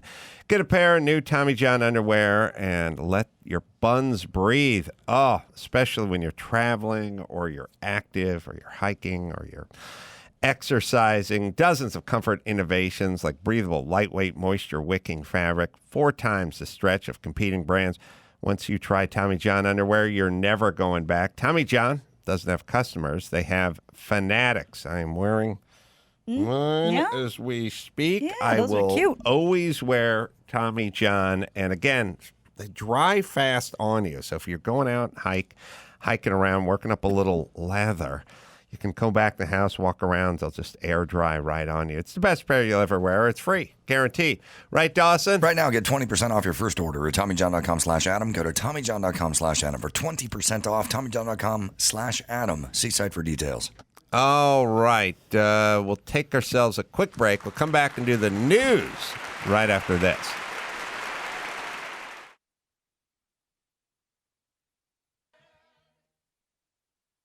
Give me the news with Grad, news with Gina Grad, breaking, viral, weird crime, protest, politics.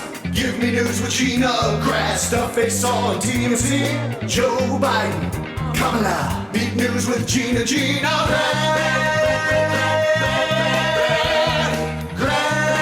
The news with Gina Grad. Well, we talked a little bit about the airlines situation, so let's pay that off. If you've noticed this onslaught of flight delays and cancellations at the airport, you're not imagining it. It is happening. You all have experienced it. Reports tend to link COVID and the decrease in 2 very important things to the reason this is happening.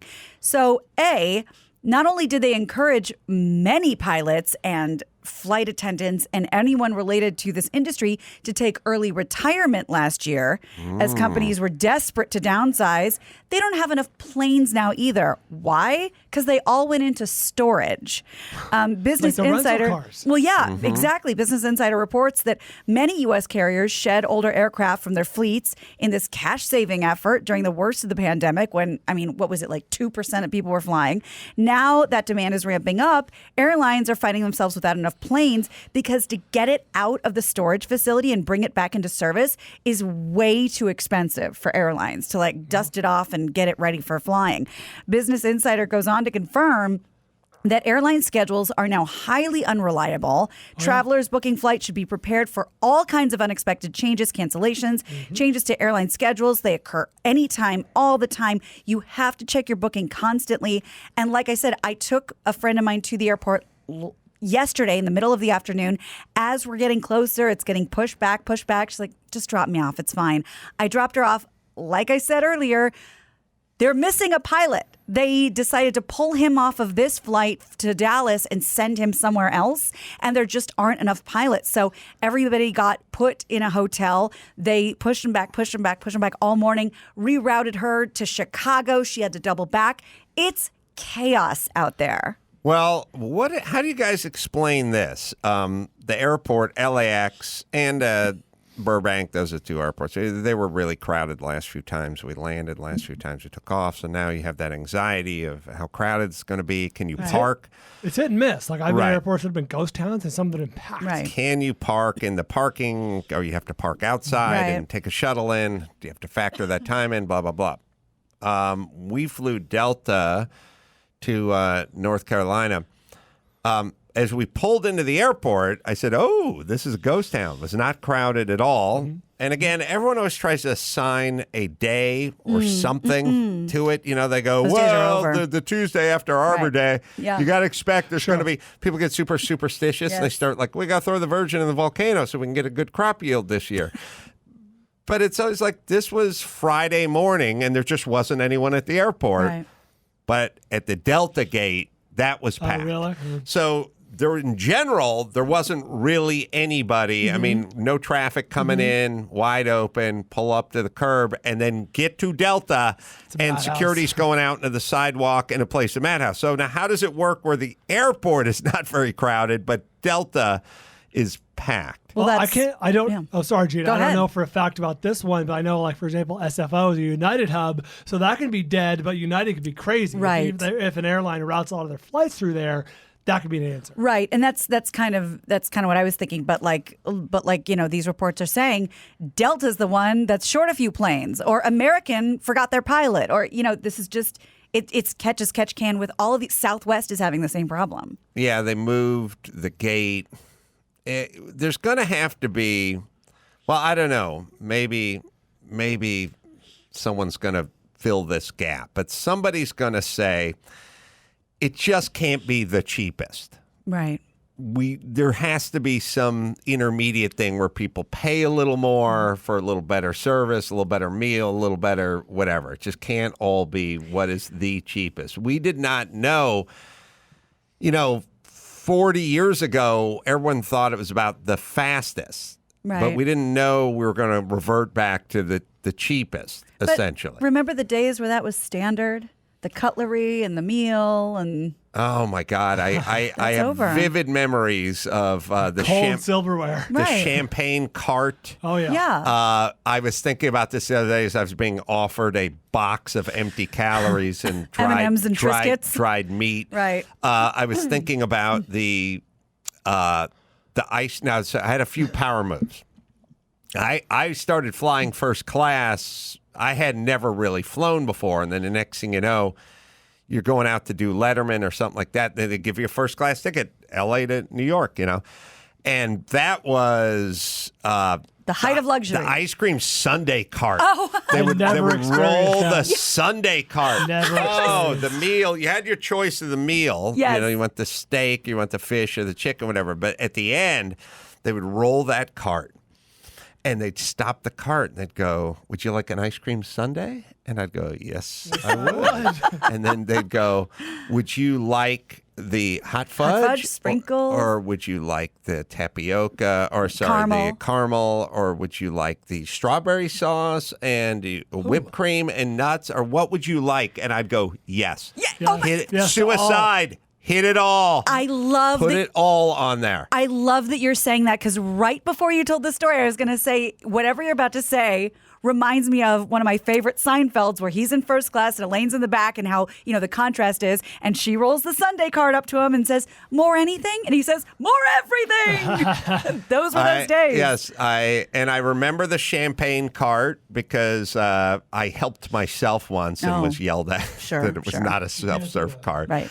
I did help myself to some champagne while we were on the ground. Those days are fucking over. Cart was right in front of me. I do remember having an exquisitely uncomfortable but yet eye-opening experience with a guy I was traveling in New York with. So it was like first class, big wide-body plane. Remember seats in the middle, like first class in the middle, sitting next to this youngish business guy. And they would come by, and I mean, first class, if it was at night, especially L.A. to New York, like a 7 o'clock flight or something, the the stewardess came by like 13 times. Like the first one was, would you like the snack, the cheese plate? Would you like the salad? Right, the first course. Hot towel. Hot towel. Do you want the champagne? Would you like a cocktail or whatever? And I was formerly poor and from the family I'm from. And my thing is, I'm not saying no to anything this chick asked me.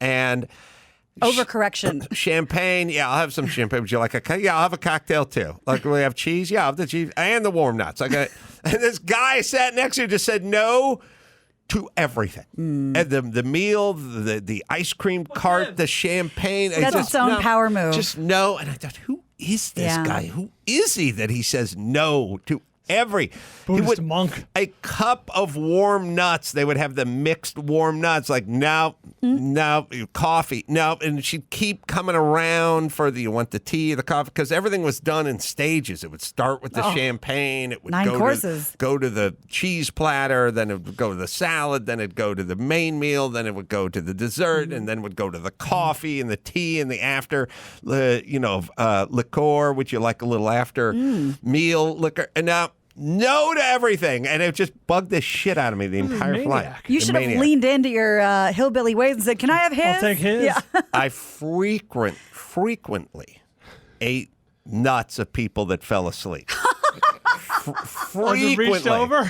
I reached right over. Well, if we were sharing the same center arm, whatever, and that person passed out, that was on them. Yeah, it's fair. Fair game. And no one ever counted them or woke up outraged or anything. It's just a little moment where I had to grab it. That's all. Phenomenal. To connect this to something we were talking about earlier, with the movies where the mid-level budget's going away and I say they're huge budget or micro budget, that's how it is with air travel now. Like, there's just feast or famine. Nothing lovely in the middle. There, of course, is Southwest and what we're getting used to now. But there's some pretty badass like international first class. Like Emirates going with like the pods. Hi, Gary. The pod, that's right, the pod, and like. And then you got your sun countries, your spirits, your frontiers. Yeah, Christy used to go to budget. London when she was on Virgin Atlantic. They had like a bar, like a cool bar right there in the front. Yeah, you're right. I think society, it's safe spaces and octagons. I had Jeeps and Priuses. I think we're all just going extreme one You're way. right. You're either going full cattle car or full pod with the bar. And let me and this to the nth degree. If you really have the money, you too can go up into orbit again. Jeff Bezos successfully just completed his historic flight into space aboard his Blue Origin New Shepard rocket, and just showing you some footage as I talk about it. The Amazon founder, along with his brother Mark, Wally Funk, and an 18-year-old student named Oliver Damon, blasted off from Texas at 9 a.m., planned for an 11-minute flight, went off without a hitch. The crew reached a height of roughly 62 miles above the Earth. From memory, I think that was farther up than Richard Branson. I think that was 50. Was like 50 or 55 or something. Yeah. They got to experience weightlessness for a little while. Also, Branson being dropped from the belly of an airplane, it's not quite the rocket to the moon that we kind of picture but he here. wanted to go first. He wanted to be Jeff. Yeah. Then he did. So this one was kind of fun to watch. There was no camera inside, or at least they never cut to it, but you can hear them sort of hooting and hollering when they're weightless. And the capsule itself literally it landed safely in West Texas. The whole capsule from one parachute. Mm-hmm. And I saw it decelerating, and it was going, 15, 16 miles an hour. It had a little bit of a bumpy landing, but everybody's celebrating. It's a little tiny little like mushroom head capsule, the part that actually landed. It's a dick. That's very phallic. Dick. That's a dick. The top is what's going to detach itself, and literally just the head falls to the ground. And it went very well. Here they coming out, happy as clams. Wow. And that 18-year-old, what the fuck? Unclear what his backstory is, but the amount that he or somebody who loves him very much for his birthday paid was undisclosed.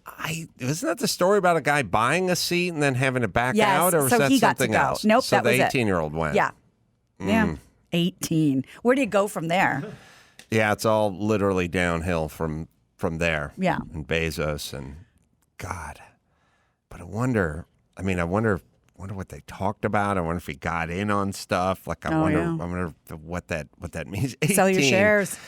Yeah, it's kind of, I don't know. Where are you guys on crazy experiences at such a young age. You tell us. Speaking of first class, don't ruin yourself, kids. I like it earned. Yeah. I don't like. I do believe we have the ability to turn everything into nothing. Yeah. That's every bit of our fiber is always kind of trying to normalize everything immediately. Right. And if you just, I've said this many times, go out to eat 3 nights in a row and then realize you don't enjoy it nearly as much as you did when you spread it out. Yep, absolutely. You go out to eat, really honestly, 3 or 4 nights in a row, just go out to a nice dinner, and you will not look forward to your 5th night. That's right. And remember, you might cancel it if they're booked. I think Gordon Ramsay was the one who sat right here and said his kids are never allowed to fly first class with him. They fly coach, he flies first. Yeah. I like that. Earning your way up. This is a little less than a week old, but we have to get to it because I have some footage of it. Stubing's hat. His bow tie. His dickie and his sanitary socks. Those weird sheer white high top. They would wear those socks right up to their knees. Yeah. Hot. For sale. The Talk has found the permanent replacement for Sharon Osbourne, who left after the argument over Meghan Markle and Piers Morgan. Oh. They filled the seat. I think I know who it is. Do you know do you know the gender? It's Brad Thor. I think it's a fella. I think it's a fella of color. No. Couldn't be whiter, well, actually. then I didn't get it. Then Billy Eilish or Billy Eichner. That would be amazing. Yeah, actually doesn't check any boxes except male. Not gay? Not outwardly. Famous wife. They're introducing their Jack first Shepard. No, but male co-host ever.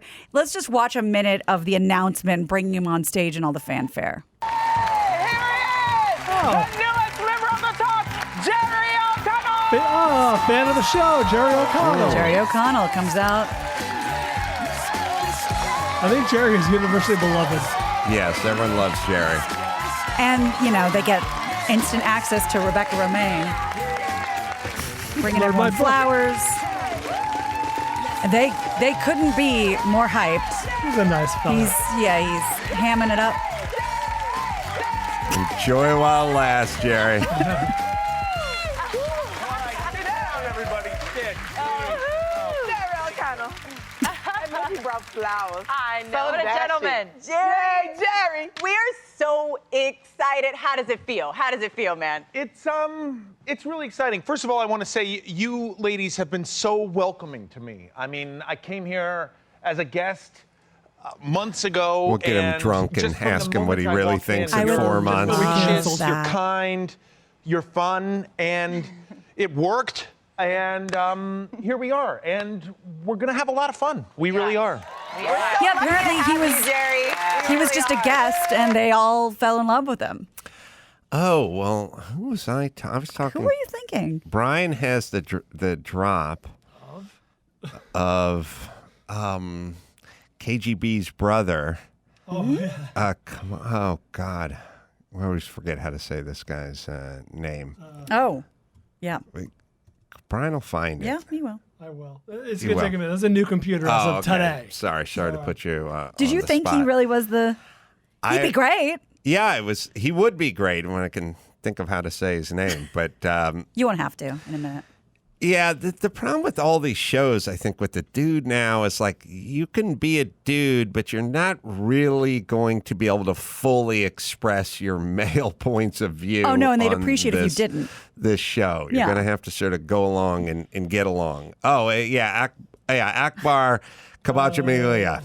Or some version of that. Bajabimila. Yeah, well, Bryan will find it at some point. Yeah, I don't know if he was up for this or not, but I think he was. He's American Ninja Warrior. Yeah, he's a badass. Love him. So is his brother. What's his brother's name? We just called him KGB, I think. When we can't pronounce guys' names, we give him a nickname. Yeah, okay. Yeah. Well, Bryan will find that. In the meantime, Thee Stallion has now become the first rapper to appear on the cover of the Sports Illustrated Swimsuit issue. And I have a picture of that, and it ain't bad. Her hit, remember WAP with Cardi B, split the internet in two in 2020, with critics calling it an attack on American values, but the message of female sex positivity struck a chord with listeners across the world. Is her name Megan Thee Stallion? The Like Stallion. The Stallion? Yeah, The Stallion. The There she is. Stallion. Yeah. Do we know what her real name is? I would assume Megan. What do you think her last name is? Stallionovsky. Yeah, does she have Stallionberg or something? Stallionorowitz. It'd be interesting. You got it? It's Megan, Javone, Ruth, Pete. 4 names. Oh, I like interesting. it. CNN reports that Megan Thee Stallion's explosive popularity can at least, and this will kind of... Wait, isn't a stallion a dude horse? It's like a horse that hasn't been broken, like it hasn't been trained. But Are they always male? Well, there's the Italian stallion. Right. And then there's the kind of, well, it's kind of interesting. Like I don't know. I feel like stallion Maybe that's the point. suggests male. That's how I think of it, but I don't know. It's a wild horse. Right. But if it is, then that would I could make that a thing. Look at that. Curvy-licious. Yeah. She's, breaking into a very male-dominated industry. So it's kind of maybe it's a nod to that. I don't know. What? Stallion is an uncastrated male horse. There you go. Oh, really? All right. Well, now I'm more confused. She was called a stallion in adolescence due to her height, which is 5'10", and thick body frame. Oh, because in the Bada Bing and Sopranos, they call those girls thoroughbreds. But either way, so she was called a stallion. Well, that's kind of derogatory. Yeah, then, right? They say it's a Southern term that voluptuous and statuesque women in the South are colloquially called stallions. I bet they hate it though. That's my whole point. Like, she's reclaiming it. Okay, good. So her thing is body positivity and championing that. Each track, they say, is an unapologetic love letter to curves, confidence, and carnal desire. I love that everyone has to feel confident about their body. Hey, you know what I want to start championing? Nutsack positivity. Because I feel like we felt bad about our socks for too long. Most guys kind of apologize aesthetically for their nutsack. The length, it's never an attractive part of a man's body. It gets kind of a bad name, but I'd like to turn it into something positive. Yeah, embrace it. There's only one way to do that. That's right. Drop trowel. Sack out Wednesdays. Everyone pulls the sack out, and we stop apologizing. I think and you we should. start leaning in and owning our sack truth. Yes. Adam the Scrotum Master. That's right.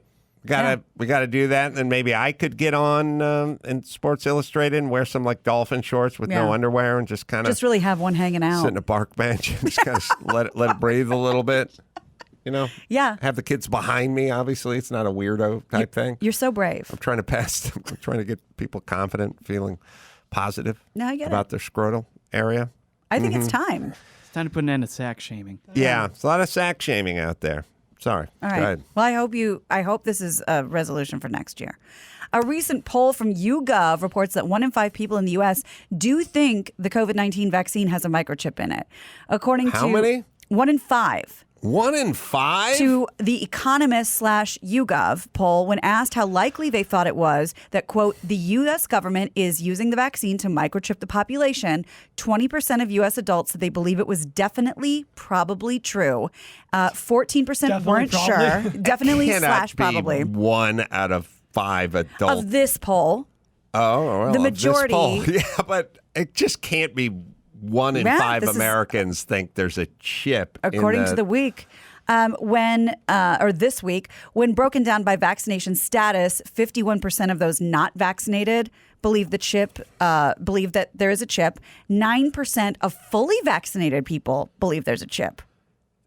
But we have phones. We're already being chipped. We're already tracked. I get it, but 10% essentially of people who've been vaccinated think there's a chip. According to the YouGov poll.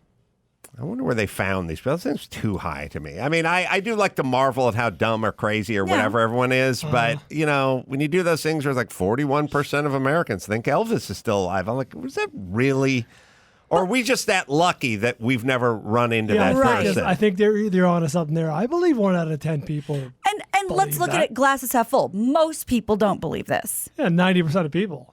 No, 20%. Yeah, 1 out of 5. 1 out of 5 think there's a chip. Oh, I misunderstood. Well, there's But a few still- categories. still the vast That's majority. An insanely, Yes. there's a large group of Yeah. Americans Yeah. who think there's a chip in there. But I was listening to another podcast, like a news podcast earlier, and I thought the same thing because now Pfizer has come out saying everybody needs a third shot. We might need it every year. And my first thought was, do we, or is this the cash cow that you guys have prayed for? Like, I have a Pfizer vaccine. Am I good? And you just want to just keep wringing the money out of this as much as possible? Or am I really risking myself by thinking that? And the CDC was like, hold on, Pfizer. We haven't done our research. Like, just calm down. So, I mean, I get that there are things that people are. Well, I mean, to me, the most suspicious part of this whole thing is when someone started talking about therapeutics, and the therapeutics were old drugs that nobody made any money off of, and hydroxychloroquine was cheap or free or whatever. When all the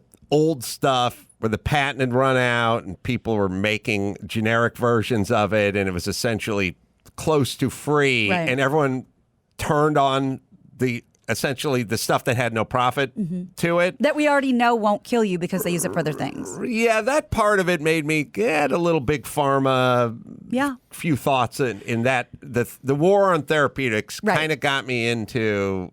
I could see where people would have suspicious thoughts. Right. Not chip in the vaccine, just the kind of wholesale. And by the way, like sort of concentrated attack on all therapeutics. Like somebody would some doctors would bring up some therapies and everyone would just turn on them and pull it off the internet, and everyone just go, no, can't happen. And I don't know, seemed a little coordinated. You know what I mean? Like my whole thing with a lot of this stuff, which I always kind of say as the lab leak theory or hydroxychloroquine or whatever. If you're in your natural state is sort of agnostic. Right.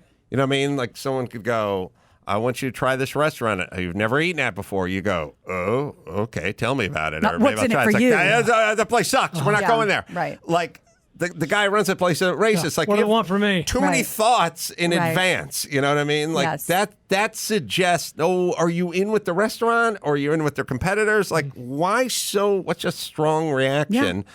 Yeah. And look, pharmacies or big pharma, take big pharma. They put billions of dollars into something and they need to see a return on their investment. And then some guy starts talking about stuff that they don't make any money off of, maybe being effective. And then you're looking out for your shareholders. Right.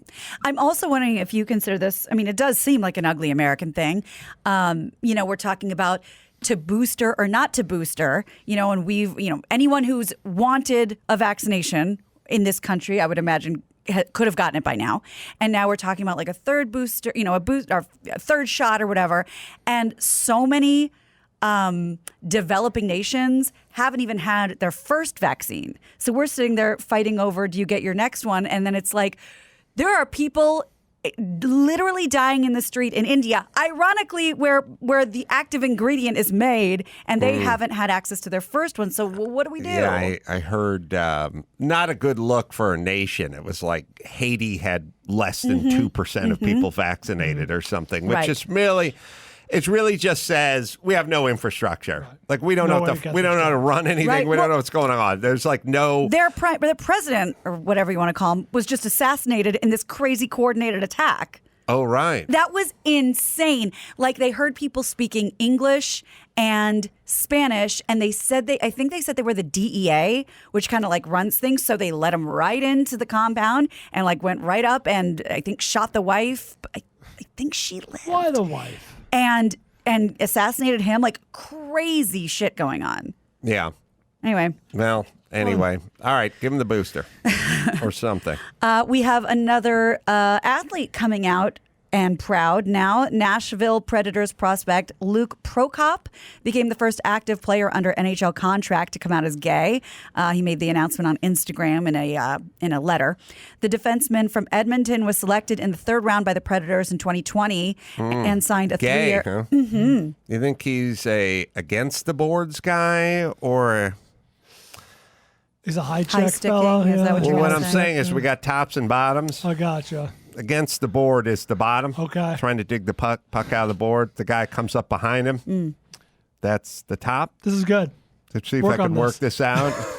We're the real victims here because we have to come up with new You've ever euphemisms. seen a guy trying to get the puck out of the corner and a guy come up on him He pretty knows fast? what he's doing.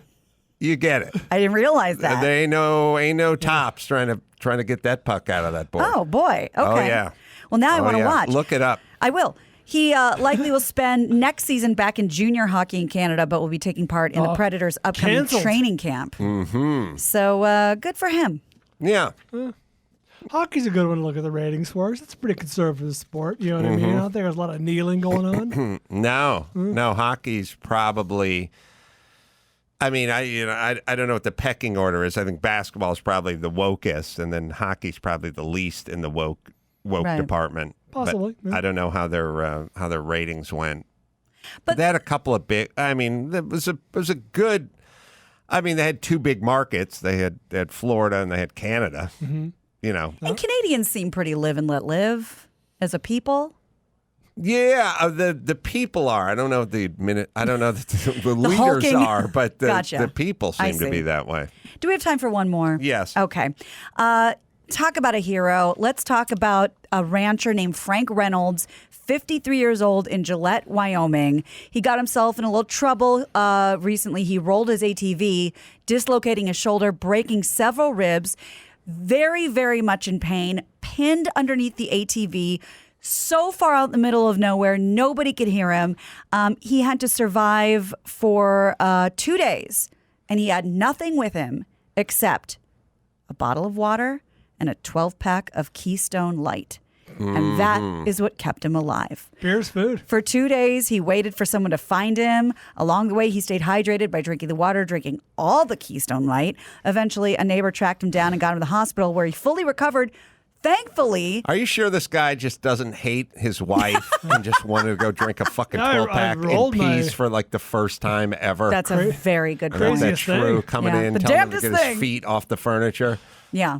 I brought same- a bottle of water. You're right. Yeah, because I get the water, but where was he going with the 12-pack? On the ATV. And He's a suspect. same thing kind of happened to Ozzy Osbourne. Remember? Yes, that's Yeah, right.